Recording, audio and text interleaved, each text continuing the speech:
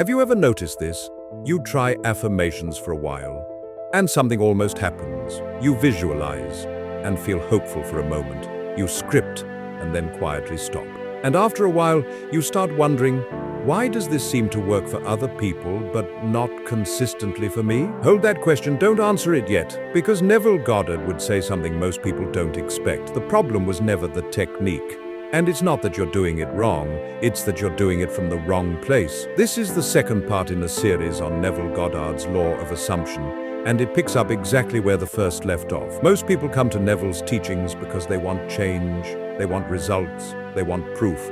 But Neville was never teaching people how to get things, he was teaching people who they are before they try. And if you skip that part, every technique becomes unstable. Think about this honestly. If affirmations worked on their own, why do people feel the need to repeat them constantly? If visualization alone created reality, why does doubt return so quickly? And if techniques were the cause, why do people move from one method to another? Neville answered this very clearly. An assumption is not something you say, it is something you are conscious of being. And here's the part most teachings never slow down enough to explain. You can enter a state for a few minutes and still live from a completely different one the rest of the day. That's why effort feels exhausting. That's why manifestation feels inconsistent. That's why it works sometimes and then disappears. Because the law does not respond to what you practice occasionally. It responds to what feels normal to you. Neville called these states of consciousness. You don't force them, you don't create them, you occupy them. And every technique you use is filtered through the state you're already living in. So let me ask you something, and don't rush to answer.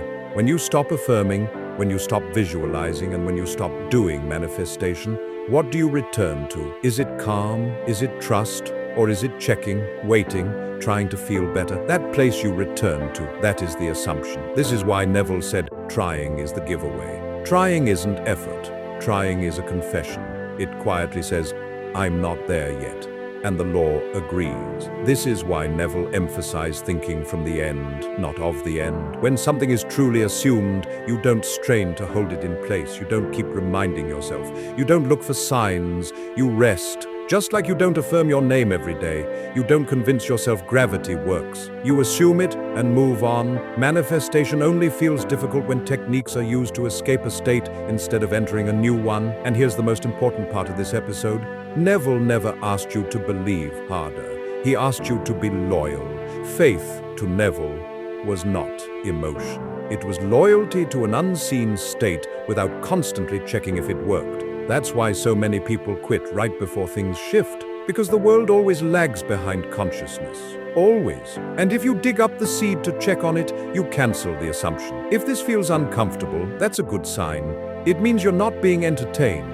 You're being shown something real. In part 1, we talked about awakening before the law. In this episode, you've seen why techniques collapse without identity. In the next part of this series, we'll go deeper into SATs, exactly as Neville taught it. Not visualization fantasies, not emotional forcing, but how to enter a state so naturally that effort disappears. If this clarified why manifestation hasn't held for you, you'll want the next episode. Subscribe to the channel to continue the Neville Goddard Law of Assumption series and move from understanding the law to living from it.